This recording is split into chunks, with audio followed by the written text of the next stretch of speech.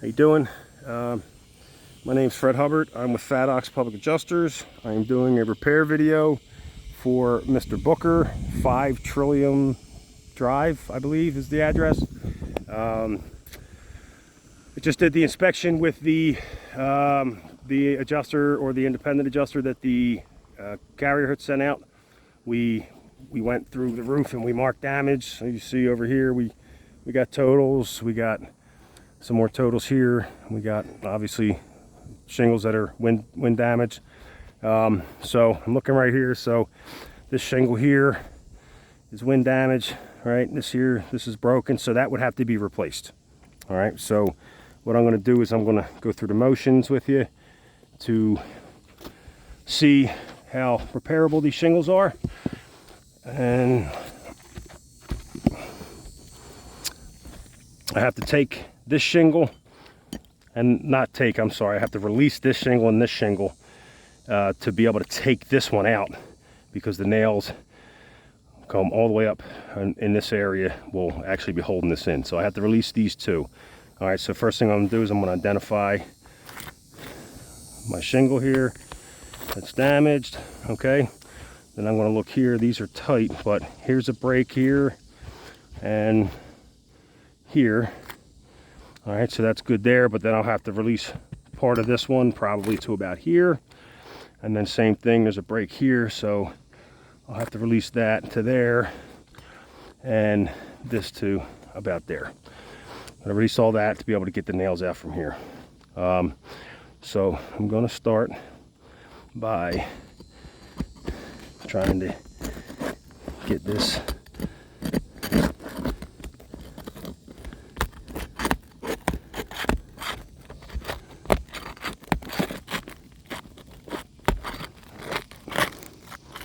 all right. So you see how thin these are.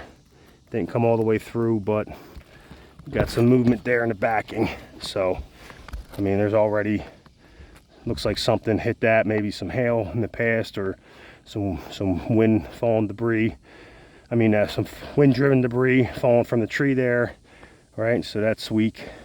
Just pointing this stuff out because these shingles are pretty old. This one was already loose. All right.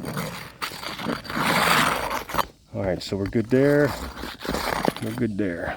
All right, so now we got to release this up here.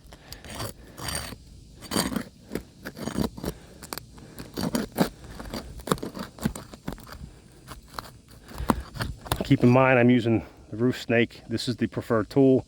It doesn't let the shingles go above 45 degrees, which is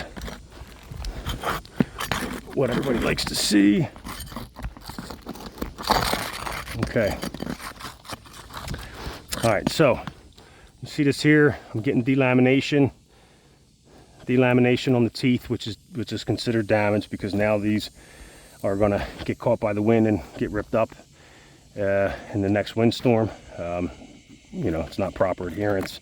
I noticed it on a few of these. I can see it here. Once you start, these are so brittle that if you start moving them, I'll show you here. You start moving this even a little bit, you could see that? See what it's doing there? It's releasing from here. All right, so that's latent damage where, okay, I put everything back down, it doesn't look like it's damaged, but wind's gonna catch that. Next thing you know, you got more wind damage, right? And that's caused by me trying to do this repair by lifting these up. All right, so I'm gonna take it a step further.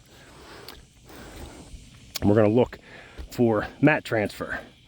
I know a lot of the carriers don't really consider mat transfer to be damaged, but I have a letter directly from one of the biggest roofing manufacturers in the country, GAF, stating that mat transfer is damage and that shingle needs to be replaced. All right, so I don't actually see any mat transfer here, which is a good thing.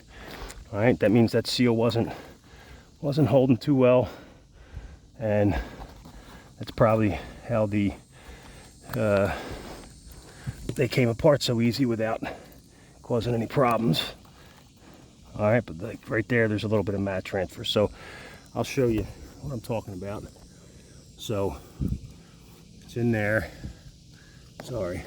And now, if we look up, you can see right here, right where my finger is, you can see it's a giant chunk of matting missing here, here, right? So this is going to happen throughout this roof when we try to pull these apart, right? And that came apart fairly easy, but we still got that mat transfer. So I want to put you back on my head here. So, you know, where I'm going with this is, you know, even if we're not causing just outright damage that you could see tearing through when we pop these apart, we're causing latent damages that are going to reduce the life of these shingles. Like I said, those teeth are going to end up, you know, getting caught by wind and ripping up. And to say you can just seal them is not really a repair, because it's only temporary.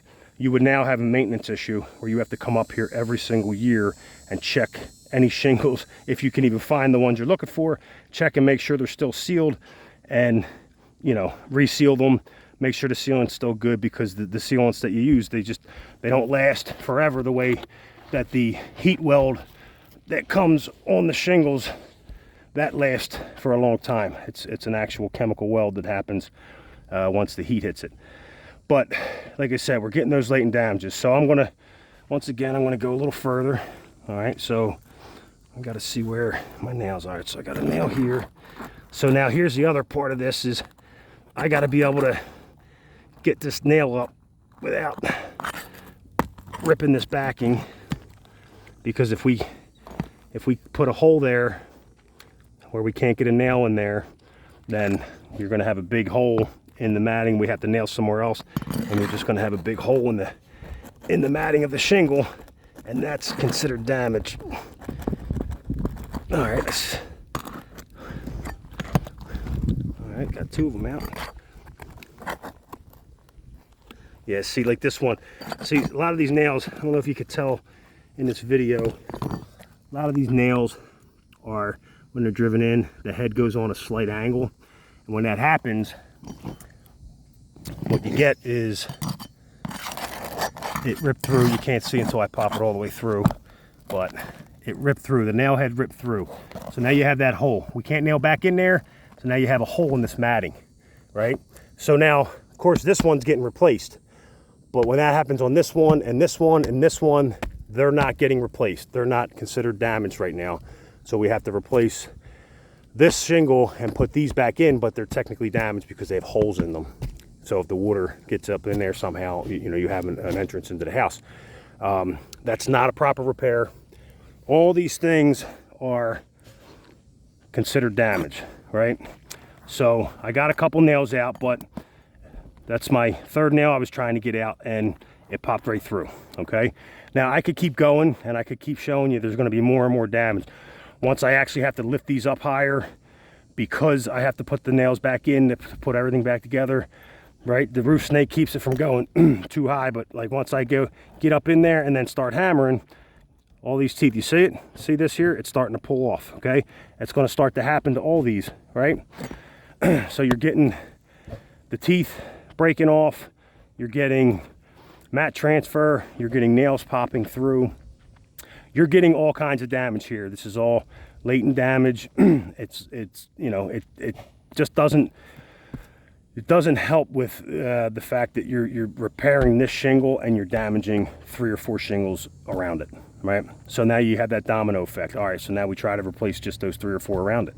Well, we're going to damage the ones around them, trying to fix them. So yeah, this roof is 100% not repairable. Anybody who tries to do a repair here is just, they're going to tell you, no, it can't be done properly. Okay, you could just throw a shingle in here, but it's not a proper repair. You're not indemnifying the insured. You're not putting them back to pre-loss condition, because before the loss, they didn't have holes in the matting. They didn't have these loose teeth that are going to end up blowing off and ripping off, okay? They didn't have the mat transfer, so wherever that mat transfer, I forget where we had it, right here, right? So look how thin this is now. This is part where the matting ripped off. Look at that. Look how thin that is. I don't know if you can tell in the video, but it's paper thin. The matting's gone. So, you know, that's gonna tear. It's gonna tear and rip apart, and it's just damage. It's everything I'm doing here is creating damage, even if it's not just, you know, obvious damage that happens from me prying up and it ripping in pieces. It's still damage. You're getting holes in it. You're getting mat transfer. You're getting the teeth ripping out of the sealant. So yeah, this roof's not repairable. So we would definitely have to write for a full roof replacement because there is damage on almost every slope. There's one return in the back that's it's probably only like a quarter of a square that doesn't have any actual wind damage on it, but every other facet of the roof has wind damage, and these repairs are not going to be possible. So that'll conclude my video. Have a good day.